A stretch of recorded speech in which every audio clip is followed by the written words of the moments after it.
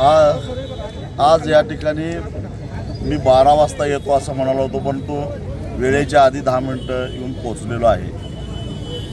आमदार राजेश क्षीरसागर यांनी असा आरोप केलेला होता की माझी 500 एकर जमीन आहे आणि त्यावेळी त्यांचा आरोप झाला त्यावेळी मी जिल्ह्याबाहेर होतो, मला ते नंतर कळालं आणि मग मी तिथूनच एक चित्रफित जाहीर करून सांगितलेलं होतं की 26 तारखेला दुपारी 12 वाजता मी बिंदू चौकामध्ये येतो।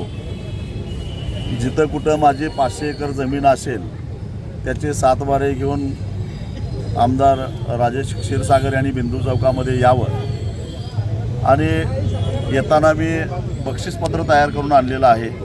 त्याच्यामध्ये फक्त गट नंबर टाकून मी सही करून त्यांना ते बक्षीसपत्र देणार आहे।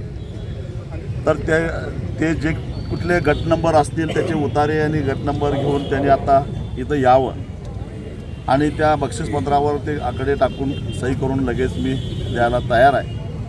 आणि ते जर त्यांना सिद्ध करता येत नसेल तर त्यांची जी काही संपत्ती कमावलेली आहे त्यांच्या वडिलांची संपत्ती द्यायची काही गरज नाही, पण त्या आमदार झाल्यानंतर त्यांची जी काही संपत्ती आहे, जयप्रभा स्टुडिओ असेल काय बरंच काय ऐकतो आहे मी, तर ती मला तर काय नको, परंतु आमच्यापैकी शक्तिपीठ महामार्गाला विरोध करणाऱ्या कृती समितीच्या कुठल्या नेत्यालाही नको, पण कोल्हापूरचे करवीर निवासिनी अंबाबाईच्या नावानं त्यांनी करावं। ही सगळी संपत्ती जर का आली, नाहीतरी सरकार नुसतंच घोषणा करतं या मंदिराच्या विकासासाठी काहीच करत नाही।